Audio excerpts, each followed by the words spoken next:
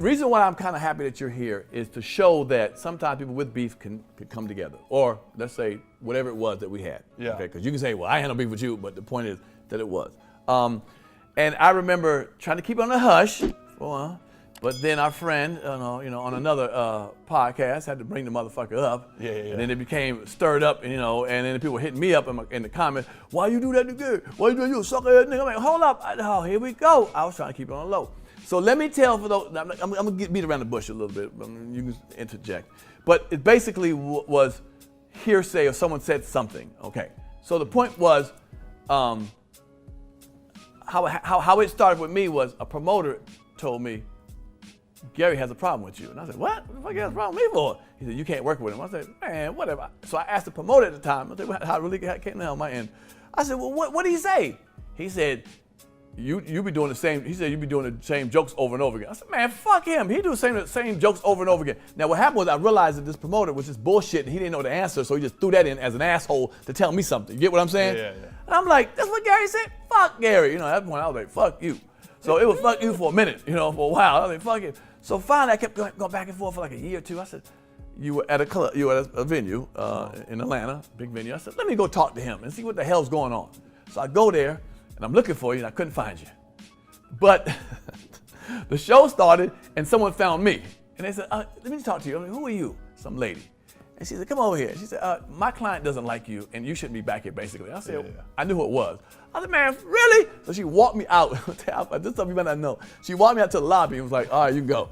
But I had to go do something afterwards anyway, but I just wanted to watch the show and talk to you. So I circled back and went to the back seat of the venue. I get back and I'm watching for a second. Usher was like, you gotta leave the building. I said, what? Motherfucker, I'm trying to watch D-Ray do this because of Shaq All-Star. Yeah. So I go out, and I got a backstage pass, a little one you can pull off and shit. So I go out and two comics come, imagine a comic coming to me. What's up, Pete? What's up? I said, man, fuck this. I said, this motherfucking guy kicked me the fuck out of it. Fuck him and his manager. So I took the thing off. I said, you can have it. You go backstage and fuck with him. All right. So the next day, I get a phone call from a comic. And he said, man, what's up with you and Gary? I said, man, fuck him. He said, I'm doing the same jokes over and again. He said, that ain't what he told me. I said, what he told me? So then he told me what you told him. I said, what? I said, hell no. I was pissed. I was like, first of all, I'm a type of dude, I don't do that shit. I don't talk about other motherfuckers' business on the road. Well, I don't do all that. Yeah. So that's what he was. I said, So I'm gonna tell you how the whole thing goes. So then I said, give me my number so we could talk, because this ain't what I did. They never called me, whatever. So about a couple of years went by. Let me make sure I get this story. So some years went by. This time I'm furious at you. Fuck it. I want to meet you. I want to see you. I'm fucking. So a promoter called me and said I couldn't be on the show with Bruce. I was booked with Bruce. I said, what do you mean I can't be on the show with Bruce? I don't know. Somebody said you can't be with Bruce. I was like, who the fuck? I said, who's the agent? He told me the agency. I said, man, motherfucking Gary over there. Motherfucker. So I called the top of the agency. I emailed the top of it. I said, man, well, me and him got together. Fuck all that. Don't worry about no other acts. That's a bullshit. But the lower agent, I didn't mention name, who worked for the lower agent, was more your agent, had told somebody, I couldn't work with no clients. Don't you know? That's what he told me. No clients, not just you, but Cheryl Underwood, DL, all my friends. Yeah. If somebody called and said, I want Bill Bellamy, Earthquake, and Pierre, no, Pierre can't work with non-clients. And I was wondering why I wasn't doing any theaters. Well, then I found out, I called Bruce. Bruce said, nah, man, you working. So while I'm doing the show, I found out what happened.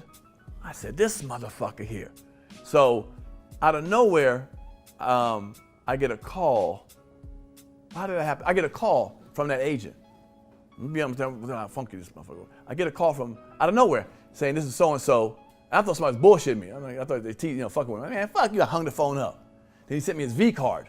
The V card for those, all the businesses, and it said who he worked for and all. He said, if you're in LA anytime soon, I want to sit down and talk with you. I said, all right. I happened to go to LA like 3 days later. Just happened to coincidence from Atlanta. I go to LA. I meet with him in his office. You know who I'm going. I sit down with him. It's a true story. He said, man.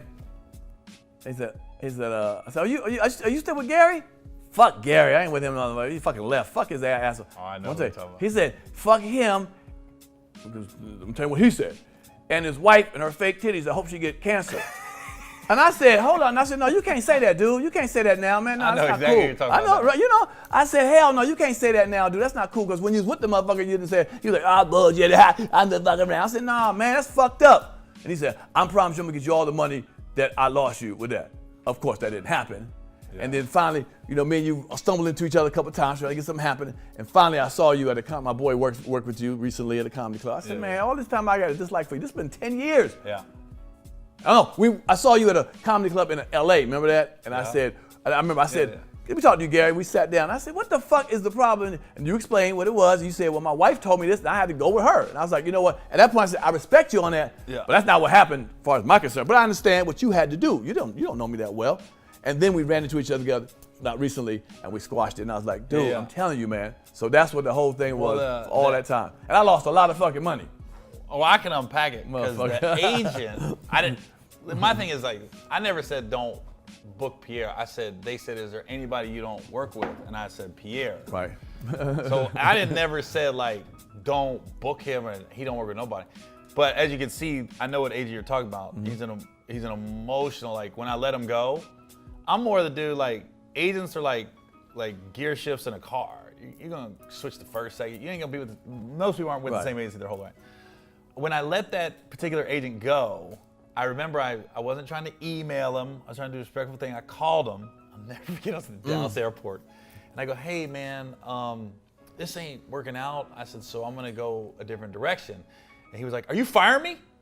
Are you firing me? And I was like, why you make it sound so bad? Like, right. Calm down. And then I remember he like was just going off. He goes, Gary, he goes, you're gonna be making $3,000 a month. He goes, within 2 years, you're gonna be completely falling off. He took all the credit for all my stuff.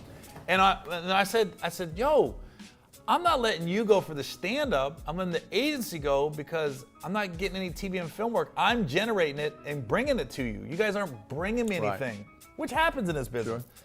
I was trying to be respectful with the dude. Right. And he went left, and it's probably when he called you. So my guess is this is 2016 or 17. About that time, yeah. Yep, that's when I let him go. Yeah. And the crazy part is, I went with another agency. I wasn't happy with them after a year. I let them go. Did the same thing, called the agent, and the agent went, well, it's disappointing.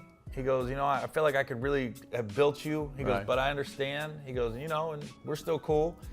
I said, that dude, like, you're a football fan? He's a Jets fan. I sent that dude like a Jets gift package as a thank you for your work. Right. And I was like, and I remember calling my manager, Lisa, I was like, man, it's so different. Like, I call this one dude, he goes left, and I call this other guy, I go, and I'd work with him again. Right. Like, and now that guy is at a different agency. So he gets it, he wins. Right. And even the agent you're talking about, he's not with the agency anymore that he got mad with, that he got mad about. I mean, we're in a gear shift. And as far as like me and you go, like, yeah, I heard some stuff. And so I remember talking to my ex about it, and I go, please don't just throw a name out there, just to throw a name out there. Right. And you know, I'm sure if you ask her, I don't know, she'll probably say, this really happened, and you're telling me it didn't happen. But at this point, I was like this, I don't even know. So I'm just going like this. I'm not gonna be mad at nobody no more. It's stupid. Right. Well, now, but the point. So here's a question. I was trying to contact you.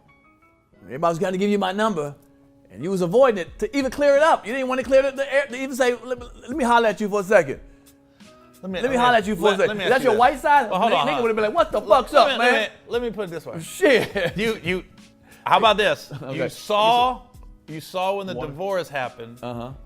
I got dragged on social media, by my ex. Right. So that lets you know what I basically was dealing with. I hear you. Right? So it's like this.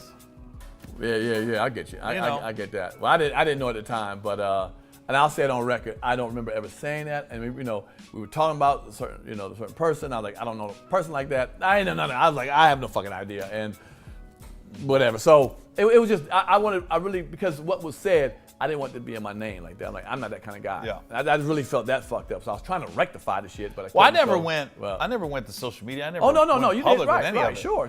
I was just saying, I mean, basically was this. Agent called and was like, is there anybody you don't work with? And I said, Pierre. That's funny. You know how many motherfuckers you could have picked? Shit. A lot of motherfuckers you don't like. Well, look at what I thought you did. It's like this. I can't trust this dude on the road. I know that's right. My last couple openers did me dirty too. So it's just like, so I know what happens. Right. You know what I mean? Sure. I know what happens. Damn. I've never outed them. Right. But I'm never working with them again. Right. You know? Right. I'm not calling clubs going, don't book them. Right. I don't have the energy for that. I don't have the time for that. I didn't know I made the list of don't fuck with him. God damn, I like shit. It's so funny. I didn't know for so long. I was like, why am I at this chuckle hut every motherfucking week? And shit, why am I used to do theaters all the time? And I was like, and it wasn't just for you. I would say, all right, me and you could not work. But when I found out they were doing it for other acts too, I was like, you mother. He just was on your nutsack, the agent, and just was like, I'm gonna make sure Pierre don't work also. Like, that was unnecessary. I don't know. Yeah, that was too much. Yeah, that's too much. Hell yeah, I wasn't working. I was like, whatever. I was like, wow. If you like that clip, hit the subscribe button or the notification bell. In fact, why don't you hit both of them?